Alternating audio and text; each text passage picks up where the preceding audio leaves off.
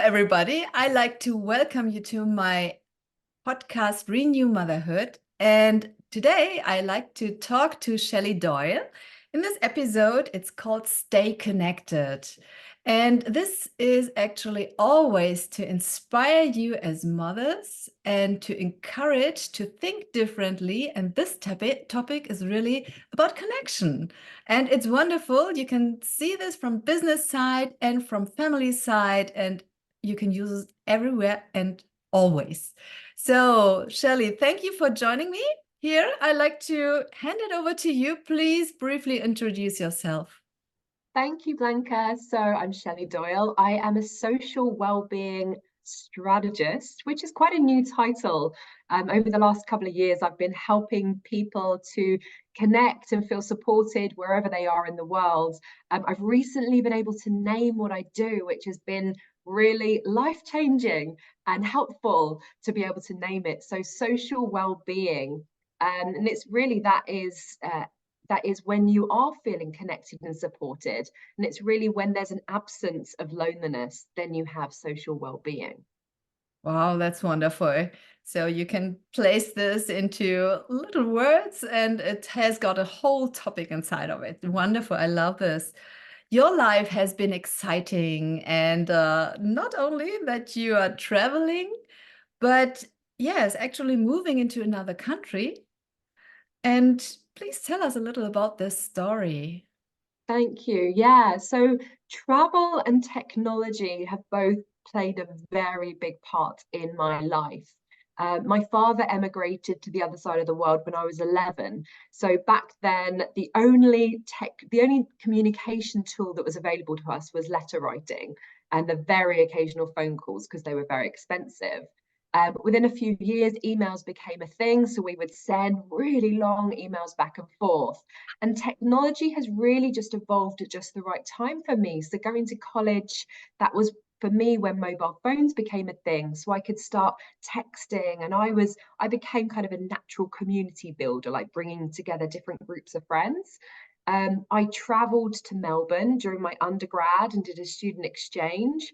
And then straight after university, Facebook became a thing, thankfully. So I missed the whole university thing, escaped that being documented.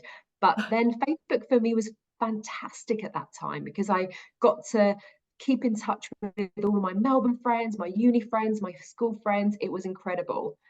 This latest move to Canada in 2021 was quite different. So I left without a leaving party. I really don't feel like I told a lot of people that we were even coming. And like a huge move, particularly with two young children. But I felt incredibly disconnected at that time and juggling a full-time job with two young children. I didn't have a lot of capacity for personal communication. And actually, I'd really nurtured relationships all through my life very effectively. But I do feel like after having children and working, actually, I took my foot off the ball a little bit and I kind of let some of my really cherished relationships go. Yes, that's a point that sometimes shows up if you become a mother.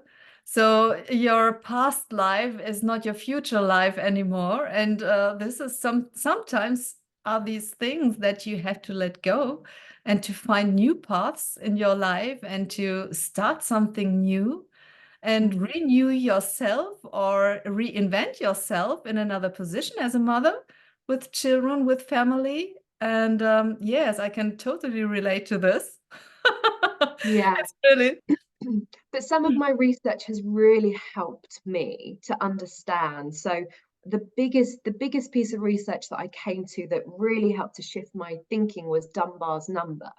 So this is the idea that our brains only have limited capacity for human connection. So we have maximum capacity is about 150 people. So I think of it like a circle with you sat in the middle, and then there's Yes. different spheres of intimacy.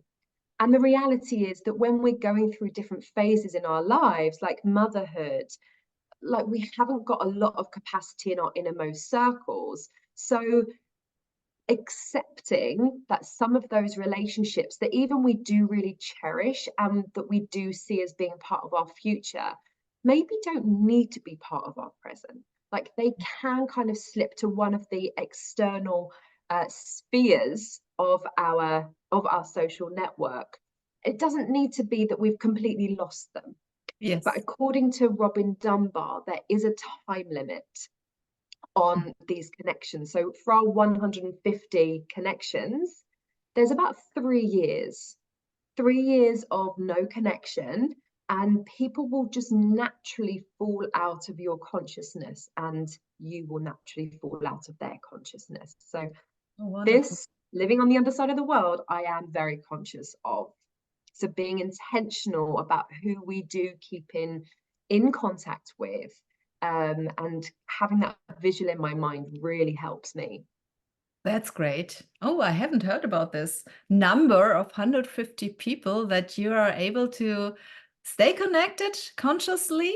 And Yeah, after, if the number grows, they sometimes people drop out. So and that's, really on our social media platforms, I'm sure you have a few more than that if you look across all your different channels. So you just think who who is taking places of those 150 unintentionally? Who are you allowing in? And because of that, who are you forgetting? yes, yes, that's great. I love this. It's another point of view that you can really look through the lens of, yes, what do you expect or what do you want in your life for connections? So that's great. What would you say was your biggest mistake that you, yes, that others can learn from on your journey? Is there something that you like to share? Yeah, I think just understanding that our close connections do want to hear from us. They want to feel like they're part of our journey. And social media, sharing on social media can feel quite impersonal. So so my biggest learning is to actually let my close connections know what I'm doing. And I don't use social media an awful lot these days. I'm actually about to launch something else myself for my community because I know how it feels to learn things from friends on social media and feel like I wish they'd I wish they'd just told me, or I wish they'd picked up the phone. And then some friends will say, well, didn't you see that? Didn't you see that on Facebook? And Mhm. I'll be like, I don't really use Facebook. So it's really understanding who the important people are in our lives, and then let them feel it. Let them Yeah. feel important enough that you're going to send them something personal. So I've Oh, really learned this the hard way, and I'm now doing this a lot more in my own life, and also helping my clients to do this as well, particularly people that have moved, that haven't got a natural circle around them where they are, and they do want to stay connected, but sometimes that can feel entirely unmanageable. And I think WhatsApp is a big culprit in that. Like people can have a lot of WhatsApp chats going on and actually inundated, constant, and you're not necessarily feeling that heart connection, yes. but you don't feel like you can step off it because there's just so many conversations going on that you're involved with. Sometimes it can feel really nourishing, but other times it can feel unmanageable, and then people are moving and they're actually not making enough proactive effort where they are because they're trying to keep up with all the communications that they've got going on, which is a Mm-hmm. lot. Mm-hmm. So it's finding that balance and being bold and brave and being like, if this channel isn't working for you, what is? What could you do? And maybe that will be taking a break and really seeing, is do I want to invite that back into my life? Testing, learning healthy boundaries for different channels. And again, testing, having digital detoxes, and then seeing what you do want to intentionally invite back in. Having digital detoxes, this sounds great. So what would you say? What could you tell other people? How can they digital detox really? Because I think, well, it's a little provoking, but I think this mobile phone has got a kind of an addiction. So Yes. some people are really not able to place this aside. So even if they do, they feel something is going on and they feel lost, or I don't know. So what would you There's say a to? word for it. There's a Oh, word for it that I found in an Indian article called nomophobia, which is literally like no mobile phone phobia. yes, no, And no. it's literally a thing. And I had a real test recently. My LinkedIn profile was disabled. Ah, And for me, LinkedIn has been my primary business mhm, networking channel for like 15 years. I freelanced for many years. I've built up a really great community of connections. Most of them I've actually worked with, authentic connections. So when that was taken down literally overnight, no warning, mhm. um, I had already Yes. taken most of my social platforms off my phone, but it was a reality check of actually how many times a day I was going to log into LinkedIn. And Oh, I was wow, like, yeah. wow. And I didn't realize that I had a real addiction to Yes. LinkedIn.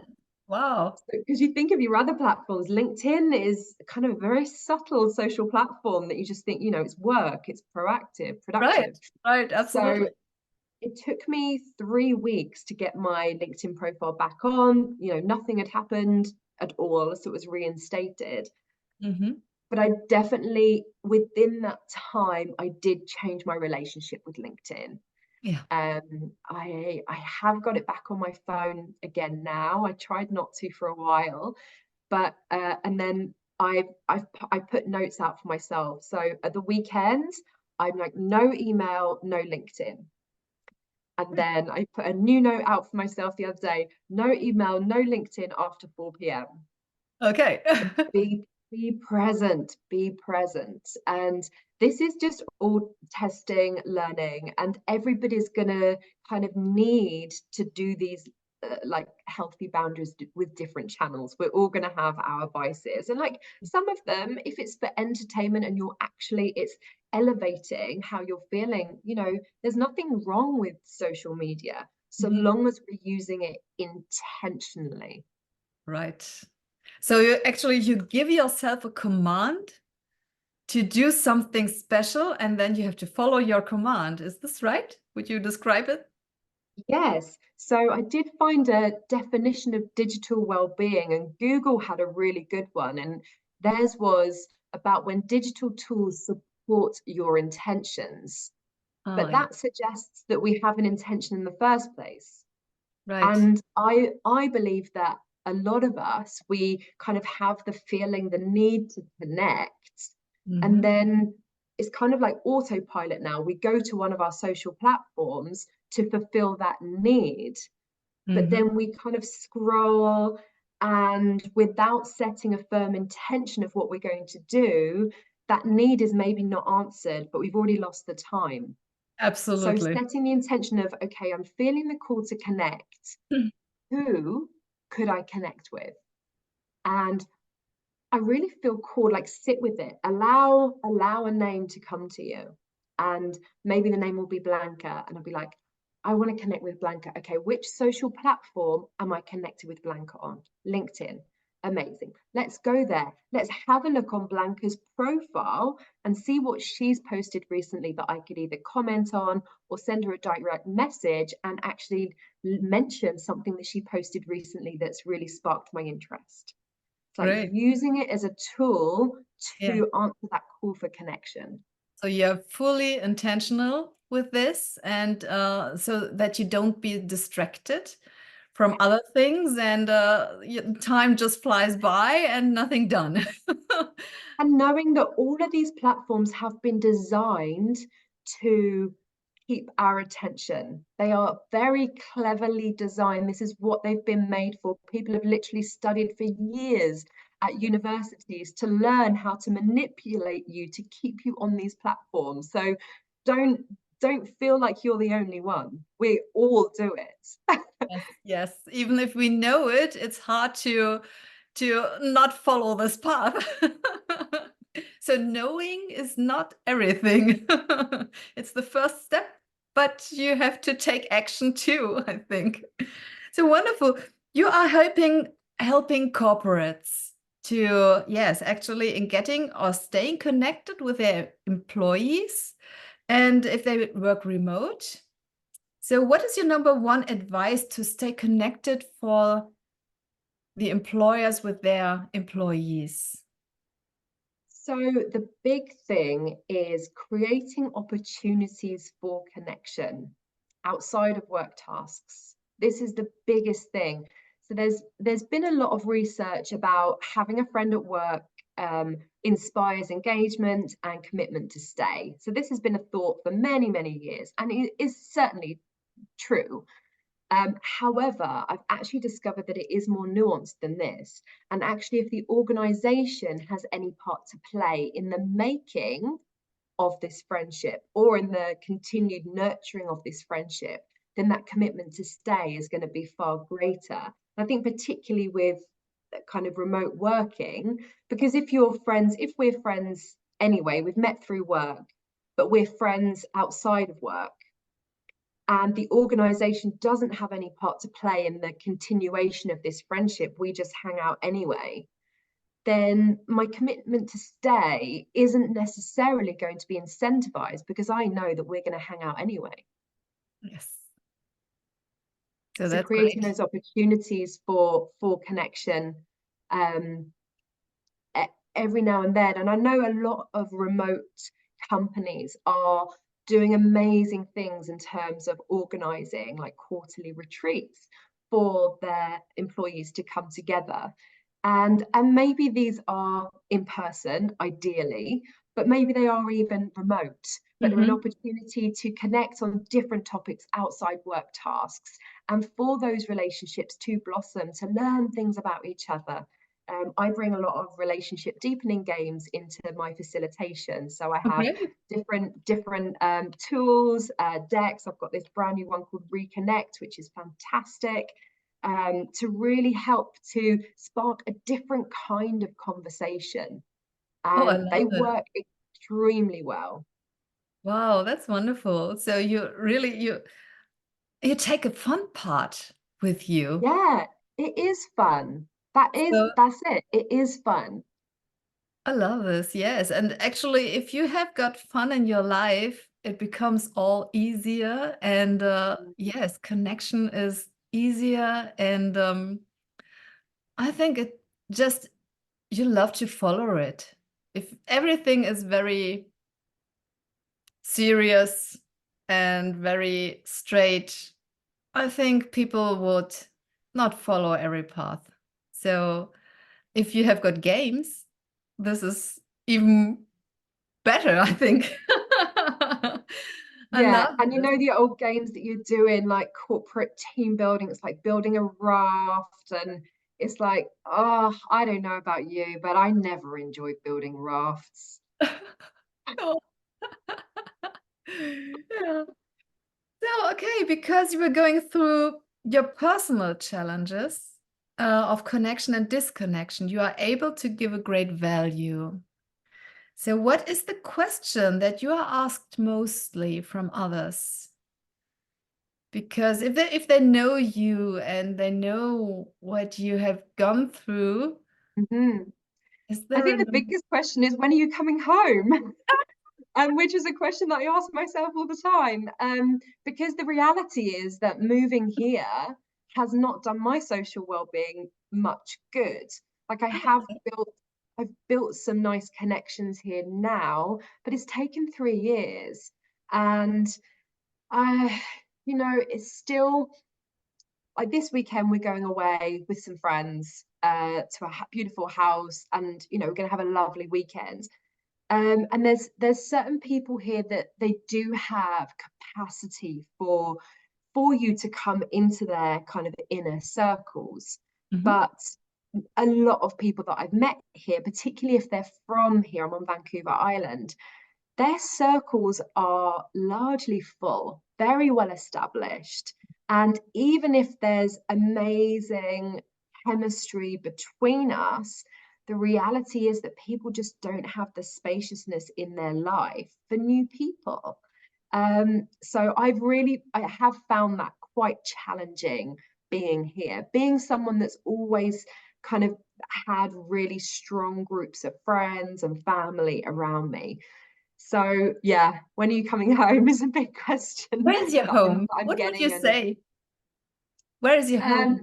we tend to work just a year in advance at the moment. So I'm still studying here. I will be completing my thesis by the end of this year. So I think that's where we've gotten to in our life plan so far. Okay, and where would you like to go then? Where would you say is my home? Which country is this? Or Oh yeah, the it's where your UK, parents the are? UK, Or yeah, the UK is definitely home. Like my okay. father actually returned to the UK last year after 30 years in New Zealand. So Wow. we all went back last summer and had a beautiful like catch up with everybody. But yeah, now both of my parents are in the UK, which hasn't happened in my adult life. So there's Wow. definitely a pull for me to be in the UK, and for our children to have their grandparents and extended family around them does feel quite important. But I, I think we all needed this. We all needed to really get away so I can learn. Like I didn't need to feel like this loneliness. I guess I already felt quite disconnected through the Mhm. pandemic, which I'm sure so many of us did. I Yes. didn't need to get to the situation that I really did put myself in, but I feel like I did, so that I can really learn what so many people go through all the time. So I can give value because I know how it feels. Yes, absolutely. So would you say that even if we have got all those technical things, all those social platforms and everything around us, the personal connection is different? Mm, Would you yeah. say this? If you get in So, person with one, and yes, like you said, in now in Vancouver, you are having some socialized friends, or you're socializing with other people, but yes, to be connected with your family as the closest one, if you have got a good um, bonding with your family, a good connection to your family, it's different to be there in person, right? mm, so according to the research, your closest 12 to 15 connections have the biggest impact in your health and your happiness. Oh, So wow. feeling connected and supported by 12 to 15 individuals, and they don't all need to be in close proximity to you, particularly with technology, what it is today. Some Mhm. of them do. You need to have some people around you who you can be your authentic self with. Mhm. And that word authenticity is really a big differentiator between feeling lonely and feeling like you belong, because you can very easily mask and fit Mhm. in to an environment, but you may then leave that environment wondering why you're feeling some kind of disconnection, or you're actually feeling lonely even though you've just been in a group of people. Oh, If you're yes. not able to be who you are and speak your truth, then you're not really getting what you need out of that social interaction. Oh, I love this. This is great to be your authentic self so that you can connect actually to others. So to, yes, put off your mask and be the person that you are. So, oh, I love this. That's great. I love to talk to you about the business and side of connection and disconnection, because these are principles really that mothers can apply to. And how do you personally connect to your children best? So, is Mm. there anything you can think of and like to share? So what we're starting to do is, my daughter's 8, just turned 8, and my son's 5.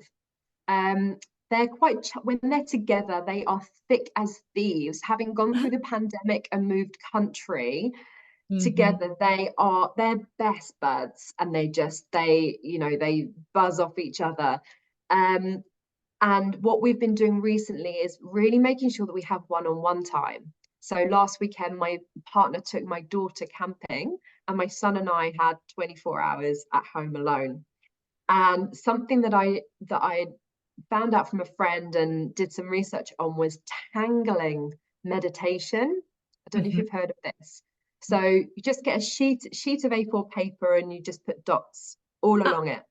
yes. And then there's all different types, but you just want to be connecting the dots. So I Oh, just put on some beautiful music. I told him what we were going to be doing. I gave him a couple of little demos on YouTube. And then we turned the technology off, just had the music on, both got a pencil, and we laid there for like half an hour, just both doing this tangling meditation together and like saying on a one few little sheet things to or each each other. of you? Individual sheets. So I had Ah, mine and okay. he had Mhm. his. And it felt like such a beautiful moment to just be together. Mhm. So like we were both doing something, you can do the same with just coloring in and that kind of thing. But this was something new. So I was like, this is really exciting. So tangling meditation, I'd encourage you to look it up.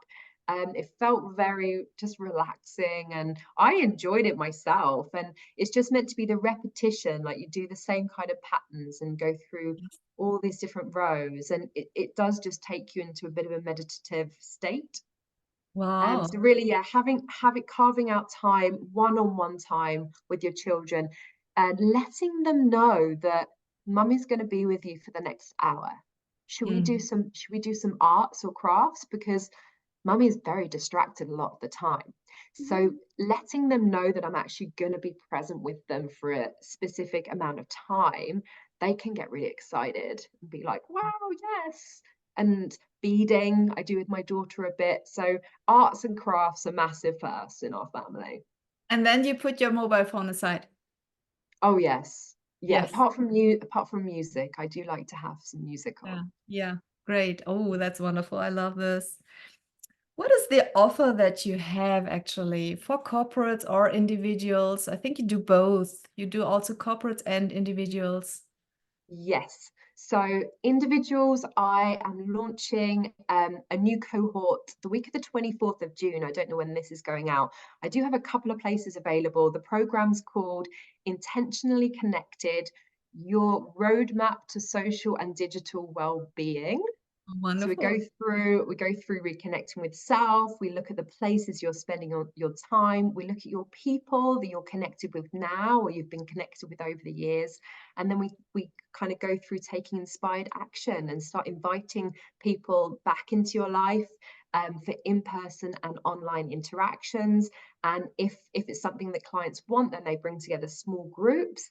And I'm even taking one of my new clients into some metaverse spaces to explore which of these feels good, to be able to send a bit more of a compelling invitation to some of his kind of innovative friends Oh, to come and gather in these metaverse lands.